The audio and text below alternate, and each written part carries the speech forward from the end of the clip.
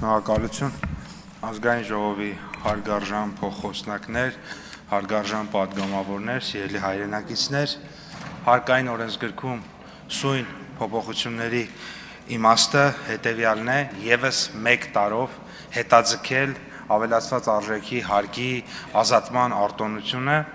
այն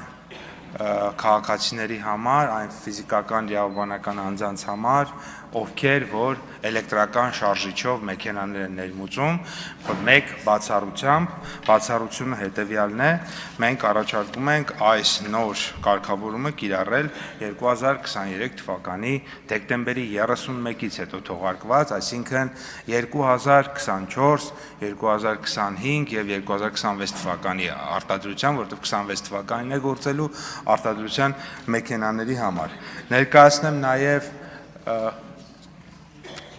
Խանգարում եք ինձ։ Շնորհակալություն։ Եվ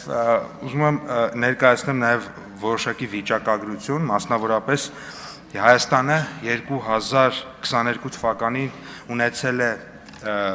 22, 23, 24 թվականներին ունեցել է ոչ միայն ավելացված արժեքի հարկի արտոնություն, այլև նաև մաքսատուրքի ազատման արտոնություն քվոտայի շրջանակում 22 թվականին 7000, 23, 24 թվականներին եւ 25 թվականներին 8000-ական միավոր եւ պետք է նշենք, որ 23 թվականին ներմուծման ծավալը մեքենաների կազմել է 9635 միավոր, 22 թվականի համեմատ այս ցուցանիշը աճել է 75%-ով, 24 թվականի ներմուծման ծավալը կազմել է 11793 միավոր, ինչը 23 թվականի համեմատ աճել է արդեն 22%-ով,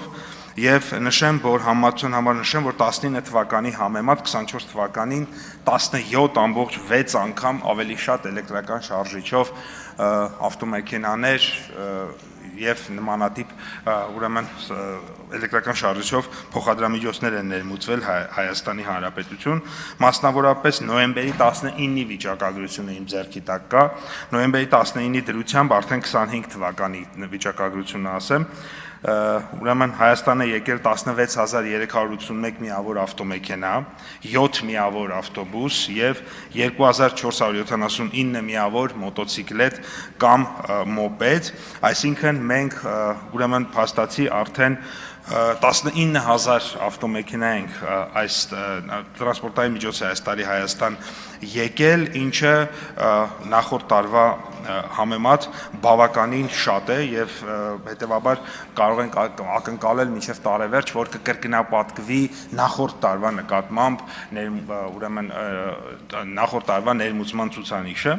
ինչու համար է սա կարեւոր եւ ինչի է կառավարությունը այս քաղաքականությունը կարեւորում ենք հետեւյալ պատճառներով նախագծի ընդունմամբ նպաստավոր պայմաններ կստեղծվեն երկրում էլեկտրական շարժիչով տրանսպորտային միջոցների ձեռքբերումը ու շահագործումը խթանելու համար, ինչպես նաև կանաչ տնտեսության նպատակներին հասնելու համար, արտոնության կիրառումը ամբողջովին կառավարության քաղաքականությանը համահունչ է, մենք վերջերս ընդունել ենք կանաչ տաքսոնոմիան, մենք ընդունել ենք կանաչ եւ կայուն տնտեսության ռազմավարական ծրագիրը այս տարվա ընթացքում եւ այս ամբողջ քաղաքականությունների հետ ինքը համահունչ է եւ արտոնության կիրառումը կնպաստի նաեւ շահագործման համար անհրաժեշտ ենթակառուցվածքների զարգացմանը, այդ ոլորտում լրացուցիչ ներդրումների ներգրավմանը, նոր աշխատատեղերի ստեղծմանը, ինչպես նաեւ Հայաստանի Հանրապետության ավտոպարկի թարմացմանը եւ էներգետիկ անվտանգությանը։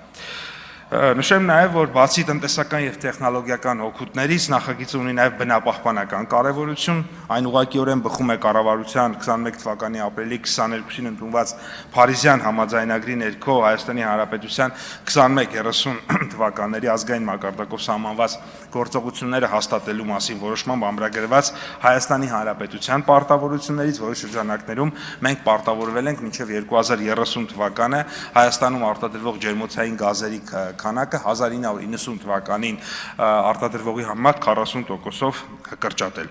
Այս ուղղությամբ քայլերը նույնպես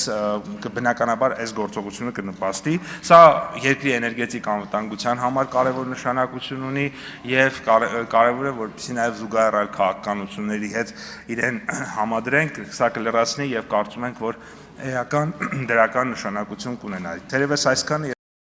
Չմոռանաք հավանել տեսանյութը եւ բաժանորդագրվել Civic AM-ի YouTube-յան էջին։